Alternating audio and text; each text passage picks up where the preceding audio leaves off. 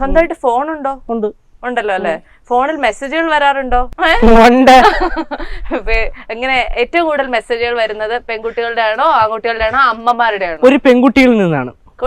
ഒരു പെൺകുട്ടി ആണോ? പേര് ബീന. എന്റെ അമ്മയായിട്ട് വരും. എന്റെ ഈ നമ്പർ അധികം ഫേമസ് അല്ല, അമ്മയുടെ നമ്പറിലോട്ട് വരാറുണ്ട്. ഈടൊക്കെ 2-3 കൊച്ചുകൾ അയച്ചെന്ന് പറയുന്നത് കേട്ടു. അതൊന്നും ശ്രദ്ധിക്കാറില്ല.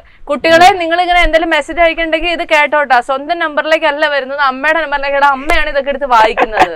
എന്റെ നമ്പർ നിങ്ങൾക്ക് ആർക്കും കിട്ടാൻ ഒരു ചാൻസും ഇല്ല. അതെന്താ? ബിക്കോസ് എന്റെ നമ്പർ എന്റെ 4 ഫ്രണ്ട്സിന്റെ കയ്യിലും പിന്നെ ഇത് നമ്മുടെ സെറ്റിലുള്ള എല്ലാവരുടെയും കയ്യിലും.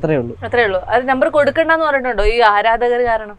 എന്റെ നമ്പർ അങ്ങനെ ആരും കിട്ടാറില്ല, അതാണ് സത്യം.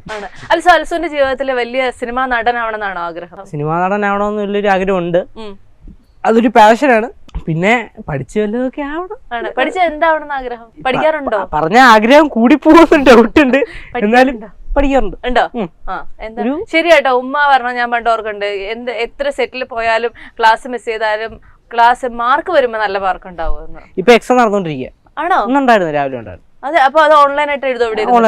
എളുപ്പമായിരുന്നു? കുഴപ്പമില്ലായിരുന്നു. ഹിസ്റ്ററി ആയിരുന്നു, ചരിത്രമായിരുന്നാ മതിയായിരുന്നു. ചരിത്രമായിട്ടുള്ള ഒരു മാർക്കുമായിട്ട് വരരുത് കേട്ടോ. അപ്പൊ എന്താ ആഗ്രഹം? ആഗ്രഹം ഒരു സിവിൽ എഞ്ചിനീയർ ആവണം. സിവിൽ എനിക്ക് ഞാൻ പോകും. സിവിൽ എന്ന് പറയുന്നത് നമുക്ക് എന്തൊക്കെ ആലോചിക്കാം. സിവിൽ സർവീസ് ഓഫീസർ ആവണമെന്നാണോ? IAS IPS ഒരു ആഗ്രഹം ഉണ്ട്. പിന്നെ സന്തോഷം ആണ്. പ്ലാൻ ബിയോ? B cinema.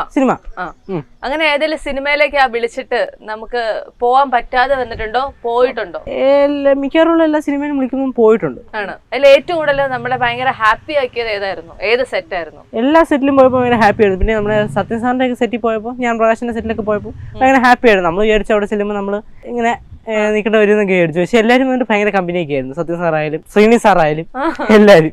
ഞങ്ങളൊക്കെ നിന്നെ ഇങ്ങനെ കുഞ്ഞിലേ തൊട്ട് കാണുന്നോണ്ട് ഇപ്പോഴും ചെറിയ കുട്ടിയായിട്ടാണോ എല്ലാരും പരിഗണിക്കുന്നത്? അതോ ഇപ്പൊ അൽസു വലുതായി, അൽസു വലിയ ആളായി, അങ്ങനെ ചിന്തിക്കാറുണ്ടോ? വലുതായി ശരീരം കൊണ്ട് മാത്രം വലുതായിട്ടും കാര്യമില്ലല്ലോ, തലയ്ക്കകത്തൂടെ വല്ലതും വേണ്ടേ? സ്വന്തമായിട്ട് ഇങ്ങനെ ഞാൻ ട്രോളും തന്നെ, ഇനി ട്രോളാൻ വരത്തില്ലല്ലോ. അത്രേ സംഭവം. പക്ഷെ ഭയങ്കരമായിട്ട് പഠിക്കുന്ന കുട്ടിയല്ലേ, പിന്നെ എന്താ അങ്ങനെയൊക്കെ പറയുന്നത്? പഠിക്കുന്നില്ലെന്ന് ഞാൻ പറഞ്ഞോ? ഇല്ലല്ലോ. മനസ്സിപ്പോഴും കുഞ്ഞാന്നല്ലേ ഞാൻ പറഞ്ഞുള്ളൂ. അതപ്പോ തെറ്റാണോ നല്ലതാണോ? എനിക്ക് എന്തിന്റെ കുഴപ്പമായിരുന്നു. അങ്ങനെ സിനിമയിലേക്ക് വരണം, നമുക്ക് എന്തെങ്കിലും ഒരു ഇന്ന ആള് ചെയ്ത ഒരു ഡ്രീം റോൾ ചെയ്യണം, അങ്ങനെയൊക്കെയുള്ള ആഗ്രഹങ്ങളുണ്ടോ? അങ്ങനെയുള്ള ആഗ്രഹം എന്ന് വെച്ചാൽ, അങ്ങനെ ഡ്രീം റോൾ എന്ന് പറഞ്ഞാൽ ഞാൻ പറഞ്ഞല്ലോ, വിജയണ്ണ എനിക്ക് ഭയങ്കര ഇഷ്ടമാണ്.